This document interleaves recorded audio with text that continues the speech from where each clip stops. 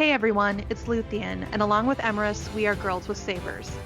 When Chapter 14 of The Mandalorian aired, many Ben Solo fans rejoiced when we witnessed Grogu reaching out in awe to touch a little blue butterfly. To casual fans, this blue butterfly might be just an occurrence of nature, but to us Bendemptionists, it's hope. Hope that Ben Solo will return in future stories. We believe Lucasfilm is building a bridge back to Ben Solo through Grogu and The Mandalorian, linking the two Force sensitives with many comparisons. In this episode, we answer the question, why does a blue butterfly specifically represent Ben Solo, and compare the similarities between Grogu and Ben. We also trace how butterflies are used throughout Star Wars canon to assert our case.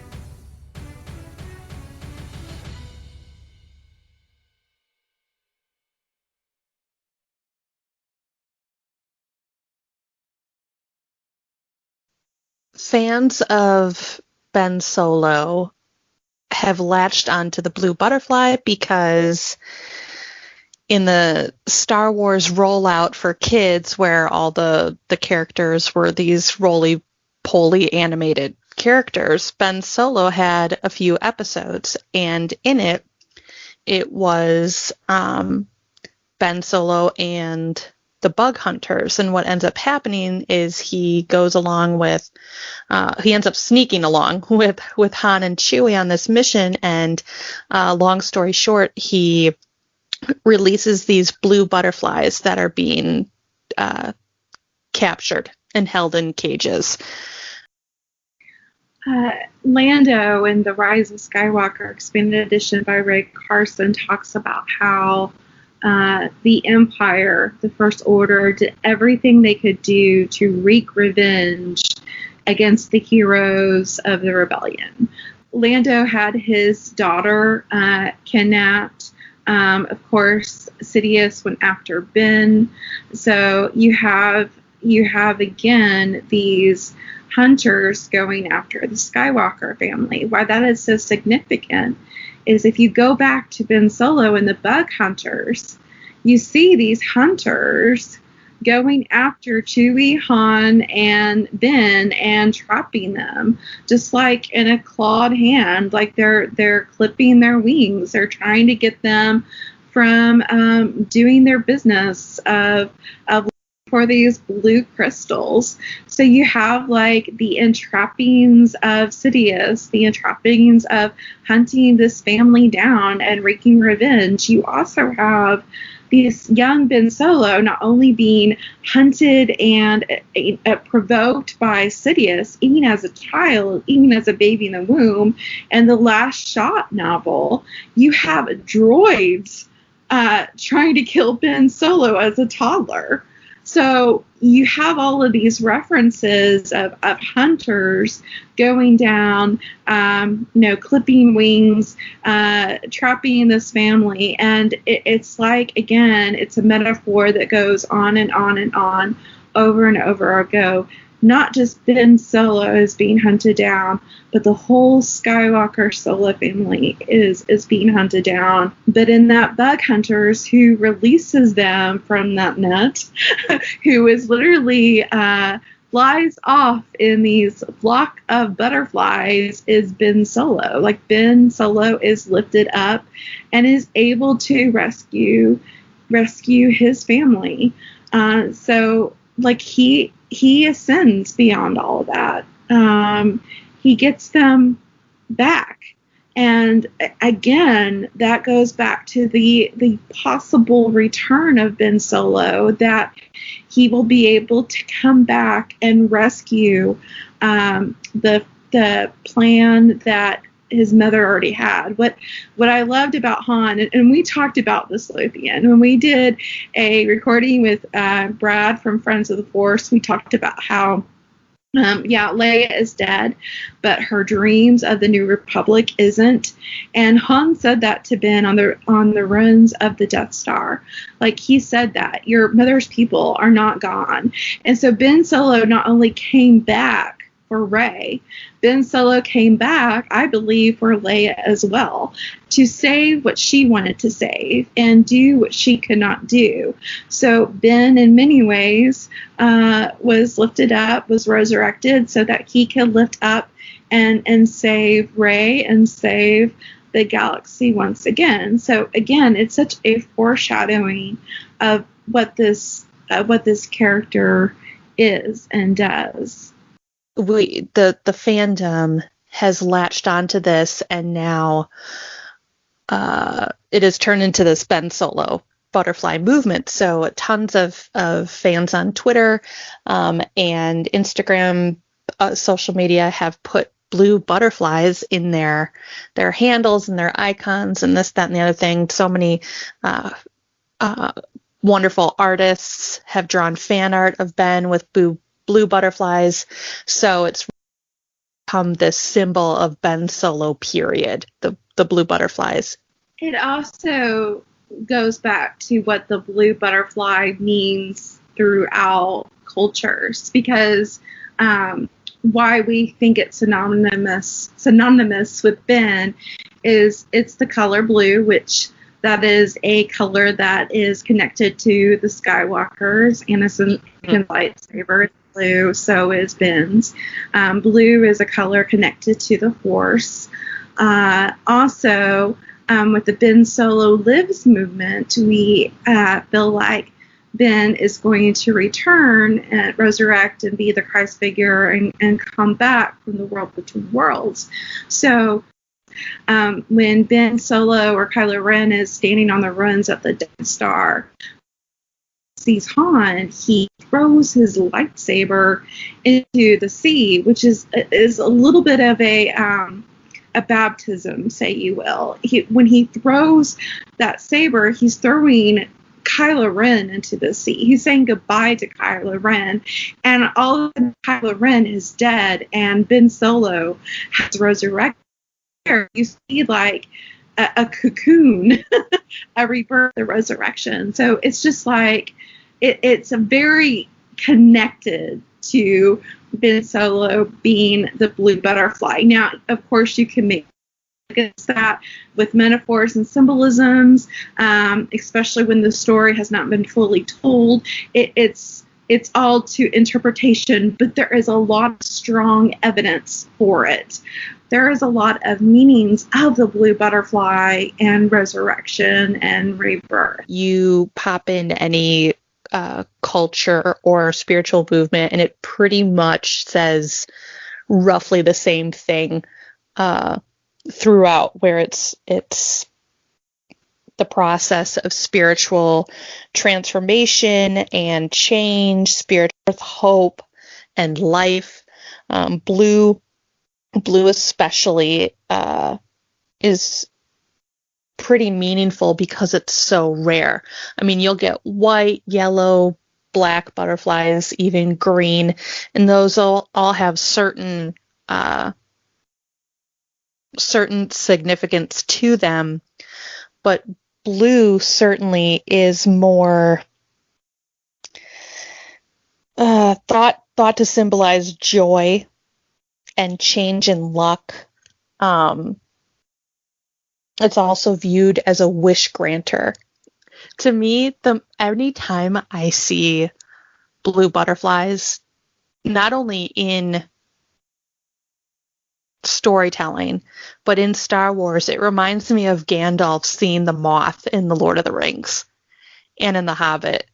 In Gandalf, when he's stuck on top of Isengard, he captures very delicately a moth that's flying past him. And you could say it could have been a butterfly too, but it looks more like a moth anyway. He grabs it, he whispers to it, and then sends it back on its way. And you think, oh, okay, this is interesting. It strikes me that that moth is now being used as a messenger. It goes and brings back the eagles to help save Gandalf. And you see that again a couple of times throughout The Lord of the Rings and in The Hobbit. So anytime you see that moth now, you know the eagles are are close. And what I found in my reading of butterflies in general is that in some cultures they are deemed messengers, and especially when you get more into the spirituality and spiritual symbolism of a butterfly, they are messengers of angels or Jesus, and that sort of thing. It was I love the parallel between of how that moth was a messenger, and butterfly symbolism can also be they are messengers. More often than not, it's positive. Sometimes, all depending on the color of the butterfly, it can be a bad omen or negative, like a black butterfly. But more often than not, it's positive. So I just loved that. The totems of fortune, if you will, that moth and butterflies symbolize. You also have the butterfly as messengers in the Clone Wars. In a Jedi Crash and Defenders of the Peace, you have the butterflies being messengers. So you already have a lot of this butterfly symbolism that you see being used through the galaxy far, far away. We're going to talk more into detail about that later on in the podcast, but there is a lot of butterflies that are being used, especially in the new stories, the sequel trilogy. So why we think the Mandalorian is tying and winking to Ben Solo is there's already strong comparisons between Baby Yoda or Grogu and Ben Solo. They're both powerful Force users.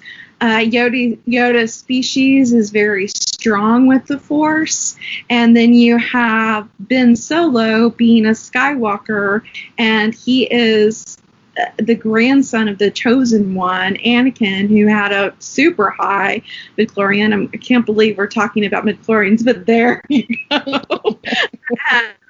You also have both characters being hunted by Darksiders and Imperials. Sidious went after Ben Solo, even in the womb, and you have Moff Gideon after Grogu with like every fiber of his being. Like he even says to Din, "You have no idea how valuable this asset is to me." Their relationships with Din, Baby Yoda, you can see is just he's growing attached. Ahsoka says that he sees Din as one of his as a father figure, and you see Mando transforming in the relationship with Baby Yoda. There's a very strong father and son connection. With Ben and Rey, there's a dyad, and Yoda literally heals. Grogu literally heals. So does Rey. They both have that light side healing attribute. So you see these relationships. You see these parallels between these two characters, and you hear them in their themes. John Williams is such a master at that, taking and not that he created the music for The Mandalorian, but of course he created Kylo's motif, and that is being inserted into this. It's twofold. The usage, it's throwing in a theme that is certainly familiar to Star Wars in itself, so it's tying those themes together, musical themes together, those themes, but it also is, and it's heard throughout The Mandalorian. In the first season, you hear that theme, and it's then associated with Din. You heard little nods to that Kylo's motif. Then now in the second season, that theme can be heard around Grogu during certain times, the latest. And a lot of you pointed that out in our last live stream. So kudos. Yeah, we discussed it just briefly, but we wanted to wait to really dive into the meat and potatoes of it all for this podcast. But we heard ya. Recently, it was heard in the last episode when Grogu was spoilers when Grogu was taken, and now he's on Moff Gideon's ship. Moff comes to check on him, and when the cell door opens, Grogu's there with 2 stormtroopers, and he's just bashing them around with the Force, and you can definitely hear that theme within that moment. It's the 4 main notes. It's in a different key, and it really it could possibly denote a child. It's certainly childlike in how it sounds. It could mean that Grogu is using the Force for a purpose other than reaching for a knob. Obviously, we hear different music when he's using the Force and reaching for the knob when Din is asking him to take it and using the Force. So this is different. He's actually using the Force to cause harm. So I find that interesting when we hear that theme, and it's minor, and the key is more, I wouldn't say sinister, but definitely the way the Force is being used. Kylo's theme would make sense. It's you could say it's a bastardization of the Force, using it to cause harm. Whether the user, him or herself, or itself, is good or bad, doesn't matter. If you're using it to cause harm on anything, it's a bastardization of the living Force. So I find that interesting that we hear that theme when the Force is being used in that way, at least in terms of Grogu. I mean, obviously you watch it and you think it's kind of funny because he's bashing around stormtroopers, but he's using it to cause another living being harm. So I found that really, really interesting. The theme itself, when you're listening to it, it doesn't last long, and it's only the first 4 notes that are truly Kylo Ren related, but as I'm listening to it, I hear a lot of notes of insecurity too. Like Grogu's trying to be strong with his abilities, and obviously he can be, we can see it, but he's not fully trained yet. So perhaps that's why the music trails off when it does. It doesn't go into the fall, bum, bum, bum, bum, bum, and then get more dark. It kind of goes back up, but it almost is kind of faltering too. So it's almost childlike, playful, like an really sick way an orca playing with a seal. I mean, kind of like that, but it trails off too. So it's not as demonic as Kylo's full lead in, but it trails off as Grogu's energy fails as well. Yeah. So it's just super, super spot on. And I think it's just Grogu trying to find balance. It's this motif in and of itself lends that familiarity to Star Wars, but it's also lending a familiarity with a Force user who has imbalance, and they're just trying to quote unquote find home, or know like what home is. I love that connection is being made, not by not just us, but it's something that helps the viewer familiarize themselves and go, oh, okay, well, okay. Well, it's another parallel. It's an incomplete motif on purpose. Well, I think it also strikes some melancholy too. To me, it sounds really sad as well. I mean, it sounds dark, but it also sounds like it's hurting, just like Kylo Ren's theme does. It sounds very insecure. I remember John Williams saying it doesn't have the Imperial march sounding of theme of dun dun dun dun dun dun dun dun dun. It's trying to hear Kylo's motif do that. It's trying to puff itself up, but it becomes deflated and that's why it's not a fleshed out theme. It's just a motif. It's just trying to do what a predecessor did, but can't. Well, Well, and Yoda is being, like you said, he's trying to find balance, but he's being kidnapped and abducted, just like Ben Solo is kidnapped and abducted by Sidious. Like, he's lured in, and so you have two Force sensitives being tossed from the light to the dark, from the light to the dark, not knowing. They begin, like when Kylo is on the bridge with Han the first time, I'm being torn apart, and you see Baby Yoda, this young child, being torn apart. Even the fulfillment of Ben's of oath to the Mandalorian code is he's supposed to give this child Grogu over to the Jedi, and I think that's even tearing Grogu apart, because he knows Din's plan. He knows it's that young Force users being used and abused. We had a great comment that I just stumbled on today, and I want to read it because it really took a lot of my own thoughts and already had them written out like 2 days ago, and I'm like, yes, this is awesome. This is what I was getting at with my thoughts, writing stuff down. So I stopped writing it down. I just screenshot this because it was just perfect. So 2 days ago, in a comment from our latest live stream about The Mandalorian, from Jedi Princess, I think the Mandalorian storyline will ultimately tie in with Ben Solo's story. This is either a really stupid theory or one so obvious that people much smarter than me have already thought of. Streams of consciousness, we're all connected. Ben Solo connection. But the whole series isn't just about helping Grogu find his home.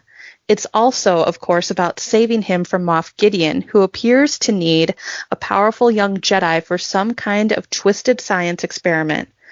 I assume what's really going on is that Palpatine needs a young, powerful Jedi to help him regenerate, and he wants to use Grogu for that purpose. I predict that Din Djarin will ultimately succeed in foiling Palpatine's nefarious plans, because there would be rioting in the streets if Grogu comes to harm.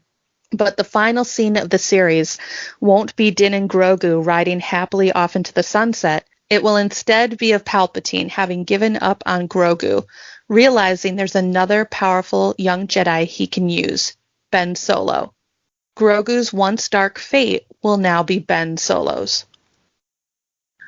If you haven't read the expanded edition of The Rise of Skywalker by Ray Carson, basically what happened is when Anakin saved Luke and yeeted Palpatine into the abyss, there was several clones, strand casts waiting for his essence, his spirit.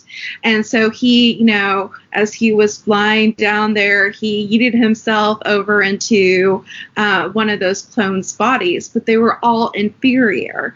There was only one strand cast that actually was strong enough to survive, and that was Rey's father. But the problem is that Rey's father was not a Force sensitive at all.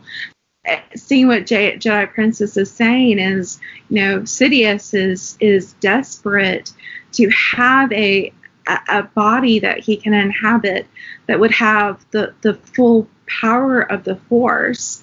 So, it's very interesting. I mean, they don't even call the child, they call him the donor. Oh, it's so demeaning and dehumanizing. And to do that to a child is just pretty horrific, especially seeing him in the episode of The Sin in the first season where he's under that medical contraption and he's completely out of it, and then seeing him in the latest episode of The Tragedy, where he is, at the time of this recording, it's the latest episode, where he's in those little handcuffs. I think there is a reason why he is being trapped to use the dark side of the Force. I think he is getting some training from a dark side user, because Moff Gideon comes to him and says, oh, you're getting better at this. And I think the stormtroopers put him into a corner, into a place where he has to defend himself, because they're be like some sort of issue where Moff Gideon has to have like some sort of dark energy flow in Baby Yoda to kind of get him to the peak where they can take a sample from him. Because like, why does he have to be cornered into using the dark side right before he passes out? Like, why not just knock him out and take what you need? Why is he, having to use the dark side? Why is that important? And so I don't know. I just thought that was interesting. Kind of like how Sidious puts Ben into a corner where he had to leave the Jedi. In the comic of The Rise of Kylo Ren, you find out that Ben never wanted to burn the Jedi Temple, and he didn't kill all those Jedi students. He, like, in the comic panel, he literally says, I never intended any of this. I never meant any of this. But he was scared, and he ran away because he was put into a corner. He was frightened enough that he had to seek refuge, and the only person he can go to is Snoke. So you see so many parallels of this child with Ben. Going back to the blue butterflies and the symbolism therein, why is it really connected to the Skywalkers and Solos? Like, can't butterflies just be butterflies? I mean, what is the evidence of that? Something that I was taught to do was a methodical analysis where you take an object and you look at the consistency of how it's being used throughout the material at hand. So on Wikipedia, the source of all Star Wars truth, I looked up the page and I went down the list of every single time a butterfly is mentioned in the known materials right now, a symbol. It has to be used consistently and regularly and attached to something greater than it is, or it's just a word. It's just an object. And you see some of that being used in the list of references, like, for example, the Phasma book, or the first Aftermath book. It's just used as a simile, like her stomach was like butterflies, or, it doesn't have any meaning greater than itself. But the majority of the meaning is connected to the Skywalker and Solo family. And you look at that majority. Completely and utterly awesome that butterflies in some form appear over 10 times, like at least 10 times, not including the Mandalorian episode and the Ben Solo rollout. Yeah. Well, that's at least 12. Yeah. In all Star Wars material. It's all Star Wars material. So let's look at the amount that it's used and talk about like how much it's used in regards to the Skywalkers. The first listing that they have on Wikipedia is the Star Wars Battlefront series, and that blue butterfly is seen on Endor, which is very significant to the Star Wars family. Endor is where you see the very final scene of the Return of the Jedi, where Luke buried and burned the body of Anakin Skywalker, and he sees Anakin being a full-fledged Force ghost along with Obi-Wan Kenobi and Yoda. You also have Endor being one of the possible places where Ben Solo is conceived. Leia thinks it's on the Falcon, but Han believes it was some sort of grassy hut on Endor. And I believe Han. What do you think, friend? Could have been the Falcon on Endor. Ooh. Both could be right.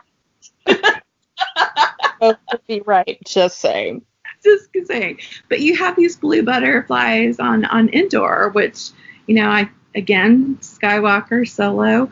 The Clone Wars, it's a planet of peace and pacifists, and you see Ahsoka and another Jedi in the field with a whole bunch of nature and butterflies, and those butterflies act as messengers, and that's very similar to the other time that you see a butterfly in The Mandalorian is the fourth episode. It's when Din and Baby Yoda go to that lovely farming planet. You meet some lovely widower and her child, and Baby Yoda fits so well in, and it's pretty much Din's gladiator place where it's paradise. It's Eden, yeah. You have butterflies being just symbols of peace in the universe. So that's not really necessarily attached to the Skywalker solo, but it's worth noting. But then you have the more interesting occurrences in Darth Vader volumes 3 and 5. You have butterflies connected to Padme, specifically on the fields of Naboo. Again, that's where Padme spoke of peace and the fact that she believed the government would be best if instead of war making the decisions, it was the Senate making decisions. It was people conversing and talking to each other. And Padme is linked with the butterflies. That occurs twice in these comics. And many people have already connected that. They have talked about how during Padme's funeral scene in Revenge of the Sith, she's all in blue, of course, in these comics. Necklace totem that's placed in her hands, that's carved, that looks like a butterfly. I mean, you could say that abstractly looks like a butterfly. Then you have one of my favorite ones, which is an Aftermath Life Debt. And this is a trilogy that is set between the OT and the ST. Ben is pretty much a toddler, and it's the events between Han and Leia, and as they are trying to set up the New Republic. So in Aftermath Life Debt, there's a group of people on a mission to rescue Han Solo, but there's also other little missions that are starting to take the attention of some of the group. So in this whole 2-paragraph area, some of the group are getting frustrated. They don't want to search for Han anymore. The other half of the group is like, hey, we need to find Han Solo. And in the midst of this, there's a battle droid with them called Mr. Bones, who Snap Wexley, when he was a boy, built from pieces of an old clone era droid. And it's now pretty loyal to him. But he also is kind of a maniacal droid where when he is destroying or killing anything, he kind of laughs and snickers and whistles, which is really, really odd and creepy. But so in this moment, it says, meanwhile, John paces, craning his head and stretching. Quote, those bounty hunters did a right nasty number on me, end quote. His joints pop and crackle as he moves them about. He grunts and shrugs. Quote, maybe it's high time we realize that solo is not our mission. We've got real targets to look after. Need I remind the lot of you that we had Admiral Ray Sloan in our sights back on Akiva, and as it turns out, she's basically the military head of the Empire these days. Let Solo be Solo. I want another shot at Sloan, end quote. Behind them all, Mr. Bones chases after a butterfly. He catches it gingerly in the cup of his clawed hands. Then he tears its wings off. Nora Wexley being Snap's mom, refocuses and jumps in saying, quote, I'll remind you that if it weren't for Leia and Solo, that shield generator would have stayed up and the Death Star would remain, end quote. Her insides twist at the thought of how that would have played out. They were already outnumbered and outgunned before the beam from the battle station lit up the black and destroyed both the Liberty and the Mon Calamari cruiser. It takes everything she has to hold it together, and she can't stop injecting a little venom into her voice when she says, quote, We wouldn't be standing here if it weren't for him, so a little loyalty wouldn't go amiss, Burrell, end quote. Yeah, I mean, half of them are, really wanting to search for Solo, and they're loyal to Leia. But, I mean, in the midst of this group, there's also a bounty hunter, and Jam himself served as a sergeant major in Republic Special Forces. So, I mean, he probably doesn't have truly much personal feelings towards Solo. It's like he really wants Sloane, and he's like, Solo's going to be Solo. He always gets out of a jam and can take care of himself. I want this chick from Akiva, so from the Akiva battle. So it's not truly personal for him, but it's personal for Nora Wexley. It's, obviously personal for Leia. So, but what's great about the symbolism in the middle of those two paragraphs is Mr. Bones destroying a butterfly, which M has just got done stating really signifies and is symbolic of the Skywalker Solo family. Smacked in, right in between someone not wanting or caring much about Han Solo anymore to someone saying we owe them all of our allegiance for what they did. Like, why else would you put that in the background? Like, behind all of this happening, you have this inhuman entity killing something so beautiful, and it just happens to be a butterfly. It's not like he's playing with a Lothal cat or something. Like, it's a freaking butterfly. Well, it's like Linian of Mice and Men. It's like, it's yes. Yes. Oh my God, yes. Well, really, that's like Ben again. Here he is, this incredible Force user, but he is so fragile. Like, all he wants is his parents' attention. All he wants is to be loved. But, like, he is put in the care of droids. Some are hunting him down. He has a predator after him. And then his mother and father are not paying attention to him. They're off on their own mission. So, like, again, it's like these people going on a mission, but they're not seeing the poor fragile thing being split in two. And what's beautiful is Baby Yoda notices it. Like, Mando is like, don't take time for the butterfly, but Baby Yoda pauses and revels in its beauty, and like this doesn't touch it, where he eats everything. That's what my dad said. My dad said I thought he was going to eat it. I was like, he's not going to eat the butterfly. The butterfly's been Solo. And he's like, what the heck?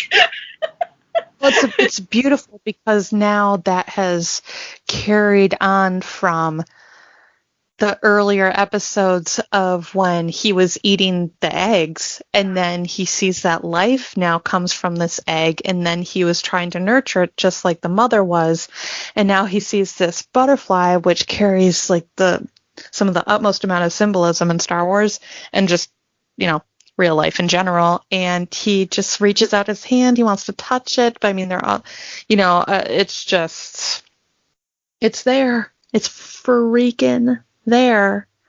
But you have that in Aftermath, where there's no hope left. Like, some of the people just want to give up and not search for Han anymore. Mr. Bones rips the butterfly's wings, which is kind of the period at the end of the sentence. Like, there's no hope left. Solo will be Solo, but then Nora comes in, is like, and, says we owe them our allegiance, our friendship, our this, that, and the other thing, and, yeah. And what happened in Mandalorian? Moff Gideon snapped the wings off of Mando's ship. Like, yep. Listed it into pieces, and you have Boba Fett and you have Fennec say, no, we have a agreement with you, although we're bounty hunters and a little bit dark, we have an agreement, and we're not going to leave you until we get the child back. And so all you have an episode called The Tragedy.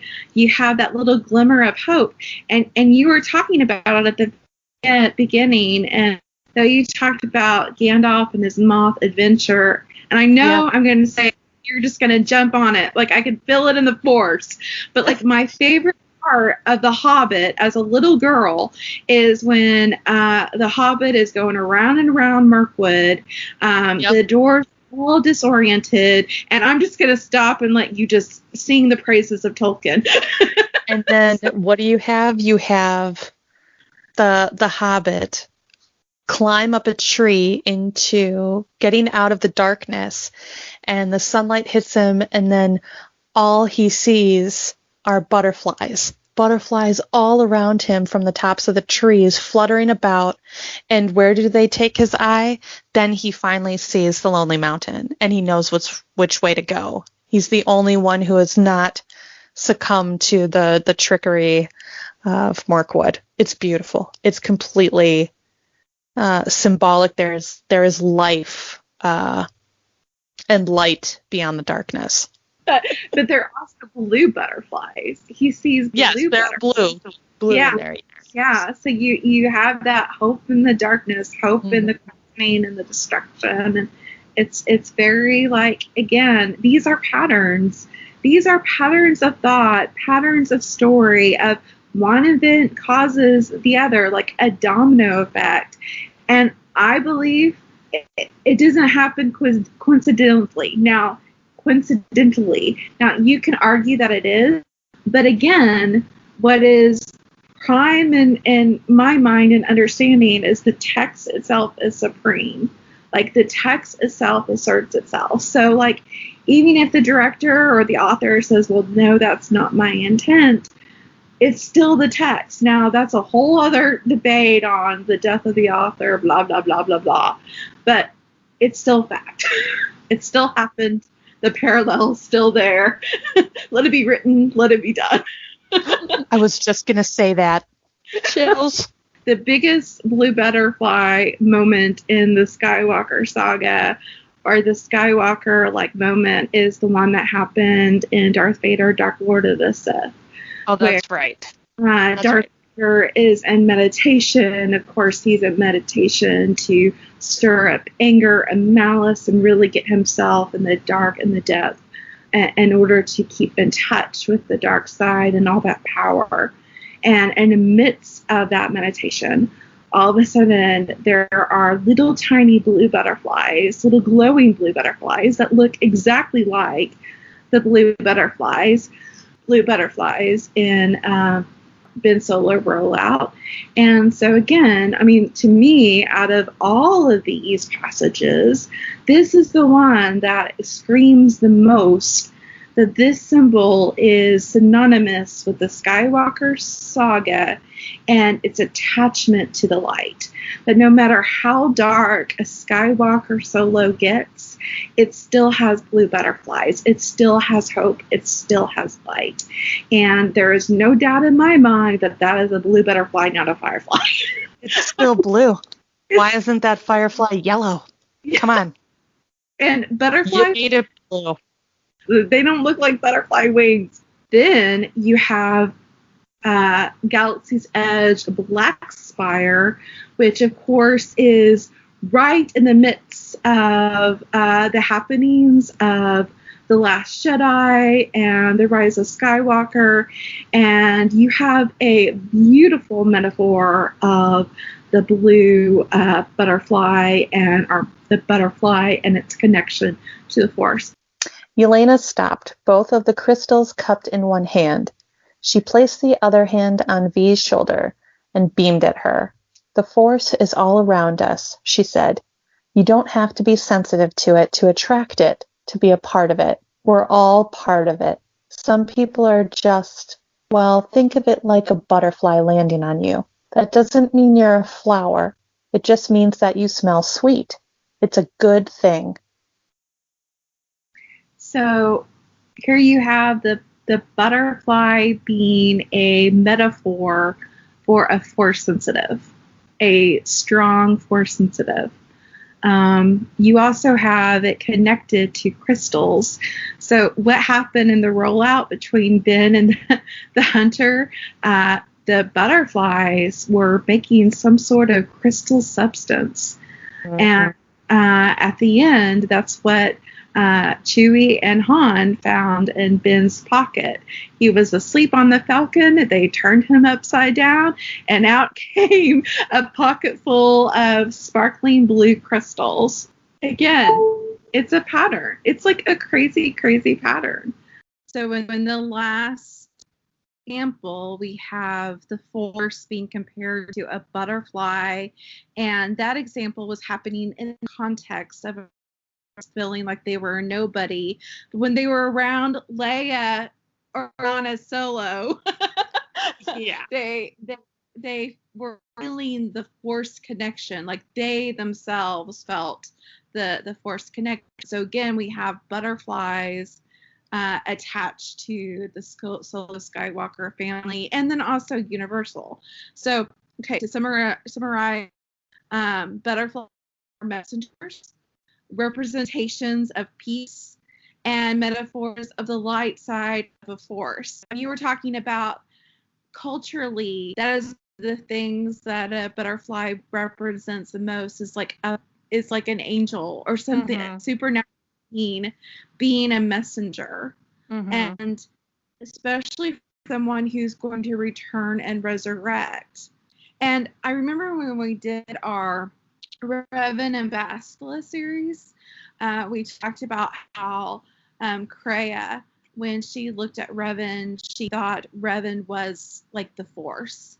And you and I speculated that was Ben, that Ben balanced, that Ben has been a student of both the light and the dark. And no, he did not he's a very different man than Revan was. But he's the Skywalker Solo understanding of balance, the balance of compassion and the mighty Skywalker blood, the heart of Han Solo and the blood of Anakin Skywalker.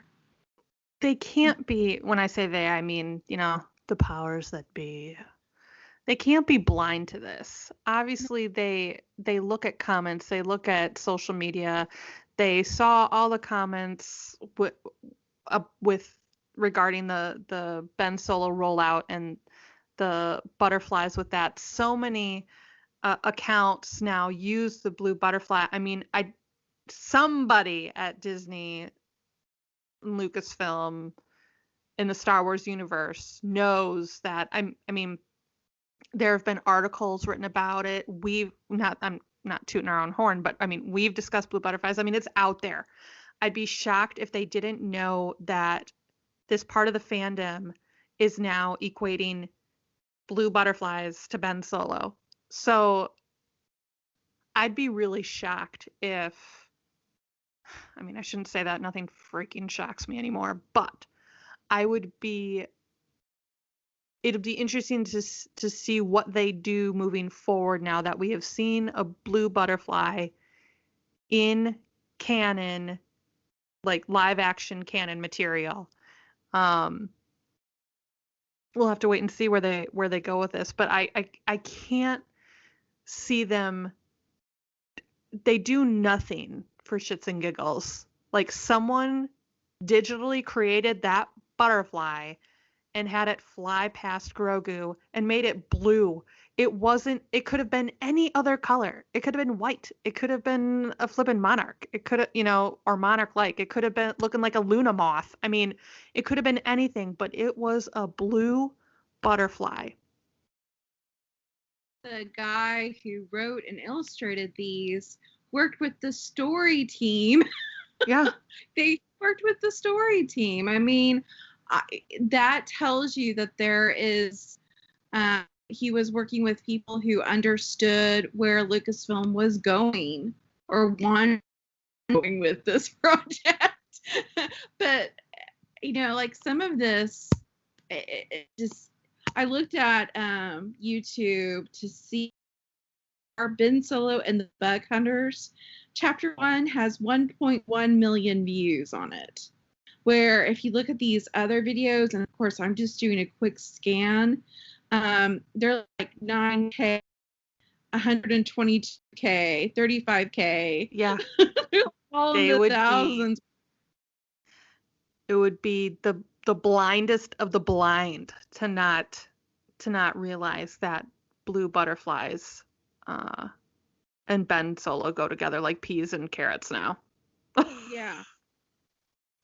It's on people's logos and icons and name tags for Twitter, and all, like, you have a handle or username, and you can put a blue butterfly next to it.